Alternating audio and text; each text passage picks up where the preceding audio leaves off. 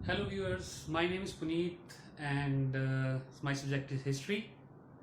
आज मैं एक प्रयास कर रहा हूँ कि इतिहास जिसे लोग कुछ बोर समझते हैं कि कुछ बोरिंग सब्जेक्ट है या थोड़ा डिफ़िकल्ट सब्जेक्ट है, उन विद्यार्थियों के लिए, उन स्टूडेंट्स के लिए आज मैं एक प्रयास कर रहा हूँ अपने नए इस चैनल के माध्यम से, यूट्यूब चैनल के माध्यम से जो मैं शुरू करने जा रहा हूँ, जिसका नाम हमने रखा है रीविजिटिंग हिस्ट्री। और इस चैनल के माध्यम से हम बात करेंगे कि किस प्रकार इतिहास को आसान तरीके से समझें, क्योंकि हिस्ट्री इज़ अबाउट फैक्ट्स, और फैक्ट्स जो होते हैं थोड़े हार्श होते हैं, उनको याद करना, उनको रिमेंबर करना और उनको अपनी मेमोरी में संजोए रखना, ये बहुत ही कठिन कार्य है।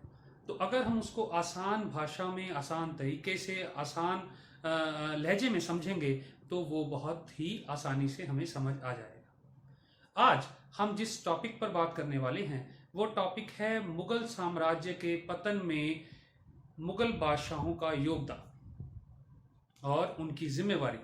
कैसे जिम्मेवार थे मुगल बादशाह, जो आने वाले औरंगजेब के बाद वाले मुगल बादशाह थे, किस प्रकार से उन्होंने मुगल साम्राज्य के पतन में अपना योगदान जो है वो दिया, उसके बारे में हम इस वीडियो में चर्चा करेंगे।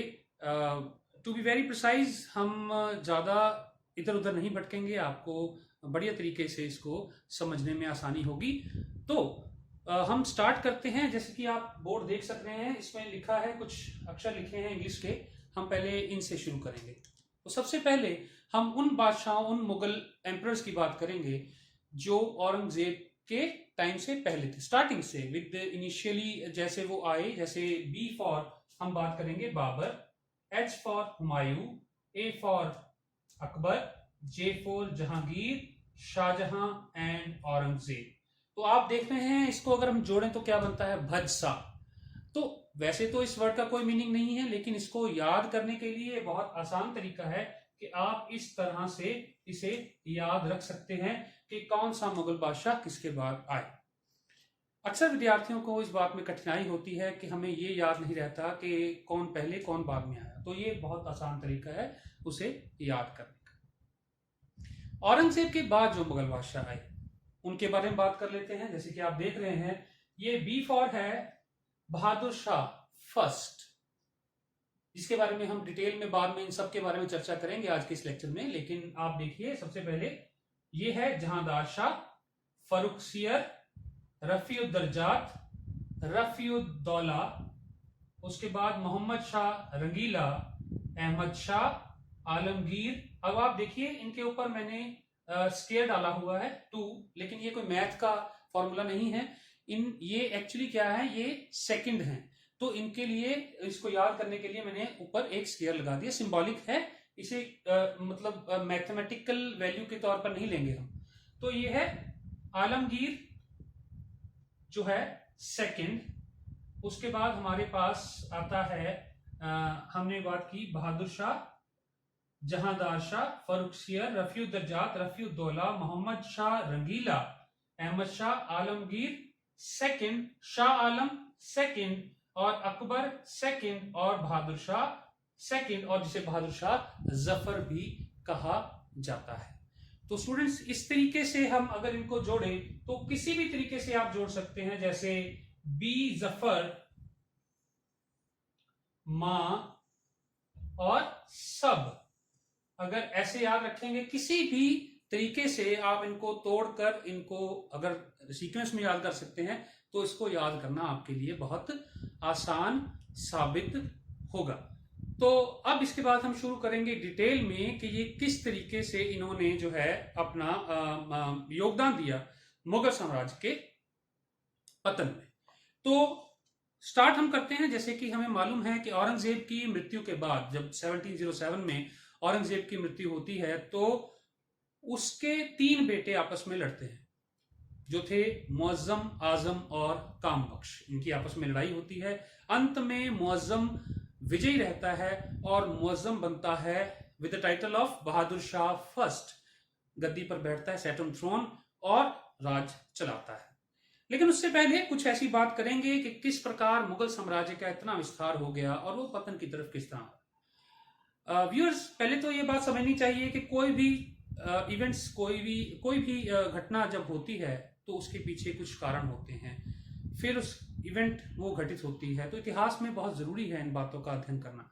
लेकिन मैं आपको ये बताना चाहता हूं कि किस प्रकार कोई भी काम शुरू होता है, ऊपर पहुंचता है और फिर वो नीचे तरफ आता है। जैसे लॉ ऑफ ग्रेविटी है, आप देखें कोई भी चीज ऊपर उछालें वो ऊपर जाती है और फिर वो नीचे आ जाती है। तो लॉ ऑफ ग्रेविटी की तरह ये भी एक हमें दिखता है कि किस तरीके से मुगल साम्राज्य बिल्कुल अपनी प्रकाष्ठा पर पहुंचा और उसके बाद उसका पतन जो है हमें देखने को मिलता है।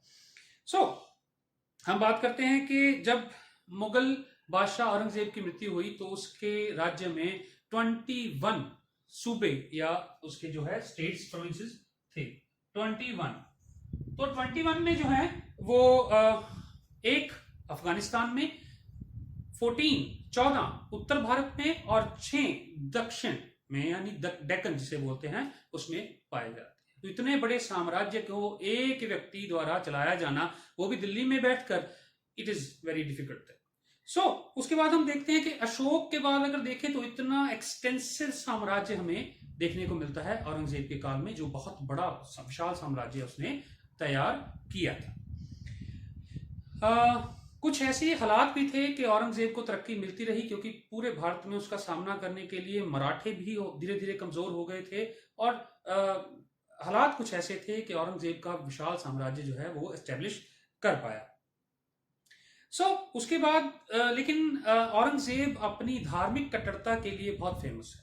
हम ये जानते हैं कि वो इतना ऑर्थोडॉक्स किंग था कि उसने बहुत सारे मंदिरों को तुड़वाया, और ये माना जाता है कि उसने जजिया जो हिंदुओं से वसूल किया जाता, गैर मुस्लिम से लिया जाता था कर, उसको री इम्पोज किया। अकबर के टाइम पे हटा दिया गया था, इसने दोबारा उसको री इम्पोज किया और उसने कुछ ऐसे कार्य किए जैसे राजपूतों को नाराज करना। अब आप देखें कि अकबर की सफलता के पीछे सबसे अहम मुख्य जो कारण है वो है उसकी एक ऐसी पॉलिसी जिससे उसने सबको अपनी तरफ मिला लिया, खास करके राजपूतों को। उसने मैट्रिमोनियल अलायंसेस किए राजपूतों के साथ और उससे उसे जो एक ऐसी कौम, एक ऐसी जाति उसके साथ मिल गई जो बहुत बहादुर और बहुत दिलेर जाती है। लेकिन औरंगजेब जो है वो थोड़ा सा इस लेवल पे हम बात करें धार्मिक कट्टरता के कारण, जैसे वो कहता है कि मैं दारुल हर्ब को दारुल इस्लाम में कन्वर्ट करना चाहता हूं, तो ऐसे सिस्टम में उसने अपने लिए खुद ही मुश्किलें जो हैं वो खड़ी कर ली। जैसे फॉर एग्जांपल हम बात करेंगे मारवाड़ का युद्ध, उसके लिए बहुत ही एक्सपेंसिव युद्ध था और बहुत ही बड़ा एक युद्ध उसने छेड़ दिया राजस्थान में, जो जिससे मुगल एम्पायर जो है वो एक तो आर्थिक रूप से कमजोर हुई और दूसरा राजपूत जो कि बहुत अच्छे इनके मित्र थे उनसे भी इनके रिश्ते जो हैं वो खराब होने लगे। उसके बाद हम बात करते हैं कि कुछ ऐसी आपदाएं जैसे 1702 टू 1704 प्लेग एंड फेमाइन, अकाल और प्लेग की बीमारी जो है वो फैली, जिसने मिलियंस ऑफ लाइफ जो हैं वो ले ली। इससे भी राज्य को बहुत नुकसान हुआ। सबसे इंपॉर्टेंट बात जो बात करते हैं, मनसबदारों की संख्या में वृद्धि। मनसबदार जो अधिकारी जिन्हें सरकार द्वारा, जिन्हें राज्य द्वारा, जो अपना मुगल साम्राज्य द्वारा इन लिeu ऑफ सैलरी मनसब दी जाती थी और उस मनसब से उन्हें जो इनकम होती थी वो उनकी सैलरी होती थी और उन्हें राजा के लिए सेना भी तैयार करनी होती थी। तो इस सेना को तैयार करने के लिए उसे जो मनसब से इनकम हो रही थी, ये मनसबदार की जो गिनती है वो औरंगजेब के टाइम बहुत बढ़ गई। अब फॉर एग्जांपल हम लेते हैं कि शाहजहां के टाइम पे 8000 मनसबदार थे, लेकिन औरंगजेब के टाइम पे इनकी गिनती बढ़कर 14,449 जो इनकी संख्या हो गई थी। और इतने जो है इनमें से 7000 को तो जो है वो जागीर से पैसे मिलते थे, मनसब से पैसे मिलते थे, और बाकी 745950 को जो है कैश में जो है सैलरी दी जाती थी। हालात थोड़े से इसमें जगीरें कम रह गई थी, जगीरदार ज्यादा हो गए थे, मनसबदार ज्यादा हो गए थे, मनसब इतनी है नहीं थी। जिसकी वजह से एक बहुत बड़ा संकट आया। और जो फेमस हिस्टोरियन हैं सतीश चंद्रा, उन्होंने ये बात कही है कि मनसबदारी क्राइसिस और जगीरदारी क्राइसिस ही प्रमुख कारण है मुगल साम्राज्य के पतन का। तो शाहजहां के बाद अगर हम देखें तो आर्मी बिल भी औरंगजेब के टाइम पे मोर देन डबल जो है वो हो चुका था, और जिसके वजह से हम कह सकते हैं कि हालात खराब थे। अब हम बात करते हैं औरंगजेब के सक्सेसर्स। सबसे पहले हम जो बात करेंगे वो हमारे पास आता है बहादुर शाह फर्स्ट।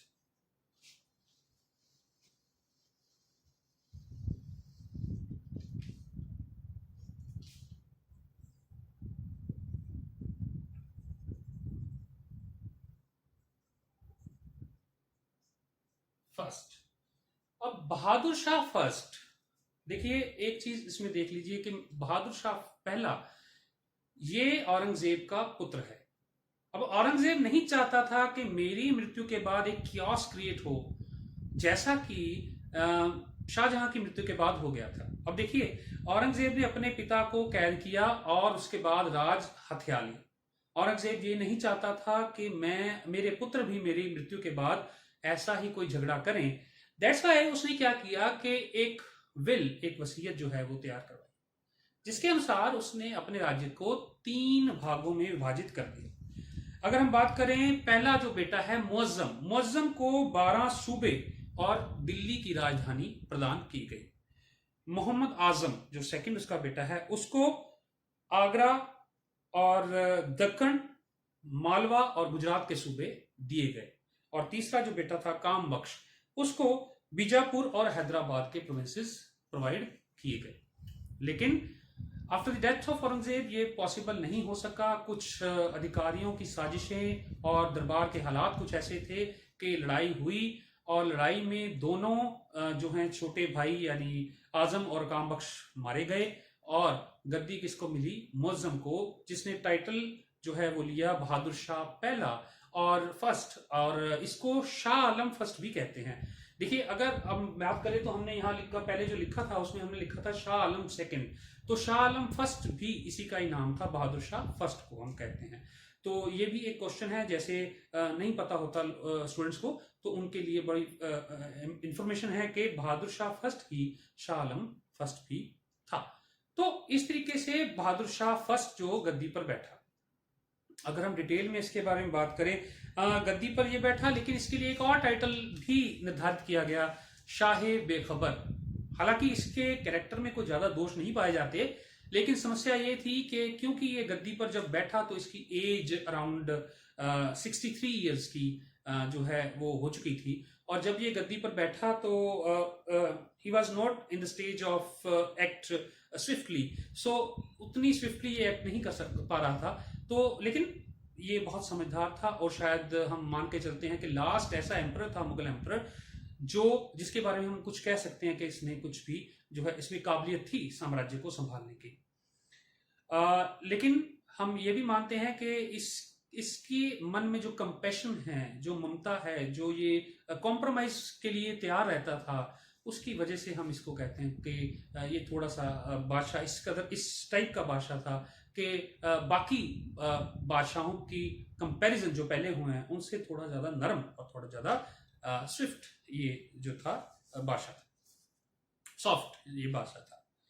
सो उसके बारे में अगर हम बात करें तो जैसे हम बात करते हैं, इसके समय में बहुत सारी जो है इसे मुश्किलों का सामना करना पड़ा। सबसे पहले तो इसके टाइम पे जो सबसे बड़ी मुश्किल आई वो थी राजपूत जो क्राइसिस के सामने आया। राजपूत, जैसे औरंगजेब की मृत्यु होती है, राजपूत जो हैं वो कई राजपूत अपने आप को फ्री घोषित कर देते हैं। उनमें से सबसे पहले अगर हम बात करें, राठौर रूलर अजीत सिंह है, जिसने अपनी राजधानी जोधपुर पर दोबारा कब्जा कर लिया, मुगल अधिकारियों को वापस भेज दिया और अपने आप को काइंड ऑफ आजाद एक तरह का जो है वो घोषित कर दिया। इसके बाद आमेर का राजा जिसे हम कहते हैं जयसिंह, उसने भी अपने आप को जो है बहादुर शाह की हेल्प नहीं की, उसने जो है मोहम्मद आजम की हेल्प की थी। दैट्स वाई वो भी अगेंस्ट था बहादुर शाह फर्स्ट के। राणा अमर सिंह जो उदयपुर के थे, वो भी जो है बहादुर शाह के साथ फ्रेंडली रिलेशन नहीं थे। रूलर ऑफ कोटा राजस्थान में जो एक इलाका है उसके जो राजा थे वो भी इसके अगेंस्ट थे, और बूंदी के राजा जो थे वो बहादुर शाह के साथ थे। सो इस तरह से राजपूत जो पॉलिसी अकबर के टाइम पे बहुत फेमस थी और बहुत कामयाब थी, वो इसके टाइम पे जो है इसको काफी मुश्किलों का जो है सामना करना पड़ा। हालांकि इसने फोर्सफुली कर्व कर दिया इनकी सब जो है इनकी जो मंशाएं थी उनको खत्म कर दिया, लेकिन फिर भी अजीत सिंह और जय सिंह और अमर सिंह ने एक ग्रुप बना लिया और उन्होंने ये पूरी कोशिश की किस तरीके से मुगल साम्राज्य की मुट्ठी से हम आजाद करवा लें अपने इलाकों को। सो इंपॉर्टेंट एक कोटेशन में पढ़ के आपको सुनाता हूं। In his Rajput policy Bahadur Shah was firm in suppression the insurgents, but he was not against a compromise with them. So suppression की बात हम करते हैं, वो suppress करना चाहता है, कर सकता है, करता है, लेकिन वो compromise से भी ना नहीं करता। तो ये भी उस पॉलिसी की जो है खासियत हमें देखने को मिलती है। अब इसके बाद आता है सिख इश्यूज। अब अगर आप टाइम पीरियड की बात करें तो हम जब बात करते हैं कि गद्दी पर बैठता है बहादुर शाह फर्स्ट, उस समय श्री गुरु गोबिंद सिंह जी 10वीं पातशाही गुरुओं सिखों के 10वें गुरु जो हैं इनसे मिलते हैं, उनके साथ उनके अच्छे रिलेशंस इस्टेब्लिश होते हैं, और उसके बाद गुरु साहब नांदेड़ में चले जाते हैं। वहां उनकी मृत्यु के पश्चात बाबा बंदा सिंह बहादुर फौज लेकर जो है पंजाब की तरफ रवाना होता है, और इस समय वो एक कियोस क्रिएट कर देता है पूरे पंजाब में, और वजीर खान जो सरहंद का सूबेदार है उससे भी उसकी लड़ाई होती है जिसमें वो मारा जाता है, और सूबेदार जो है वजीर खान मारा जाता है। लेकिन इस समय बादशाह जो है बहादुर शाह उसने दक्कन से वो मूव करता है दिल्ली की तरफ, और कोशिश ये करता है कि किस तरीके से इसको कब कर दिया जाए, दबा दिया जाए, सप्रेस कर दिया जाए, लेकिन कंप्लीट उसे जो है सफलता सक्सेस इसमें प्राप्त नहीं होती है। तो इस तरीके से एक नया जो समस्या इसके सामने, जो नई समस्या आती है वो है इसकी जो है सिख इश्यूज जो हैं इसके सामने जो होते हैं। और उसके बाद हम जब आगे बात करते हैं तो वो इम्पॉर्टेंट जो बात हमें आती है कि इसने जो है अपने पिता की तरह बहुत सारी जगीरें डिस्ट्रीब्यूट कर दी जगीरदार में, और जिससे फाइनेंशियल क्राइसिस और इंक्रीज हुआ। ये भी अपने पिता की तरह थोड़ा सा हम मान के चले, जैसे सिडनी ओमन लिखते हैं या बहुत सारे और राइटर इरविन लिखते हैं कि इसमें अपने पिता की तरह ही गुण थे, ये उनकी तरह ही कट्टर था लेकिन लेस ऑर्थोडॉक्स था, और इसके हिंदुओं के साथ जो रिलेशन थे वो भी काफ़ी अच्छे थे कंपैरेटिवली औरंगजेब के। तो आई होप आपको ये वीडियो अच्छा लगा होगा, ये इन्फॉर्मेशन अच्छी लगी होगी। अगले बादशाहों, अगले मुगल राजाओं की बात हम नेक्स्ट वीडियो में करेंगे। पुनीत को सुनने के लिए बहुत बहुत धन्यवाद। इस चैनल को अगर ये वीडियो अच्छी लगी हो प्लीज़ लाइक एंड सब्सक्राइब करें। Thank you so much.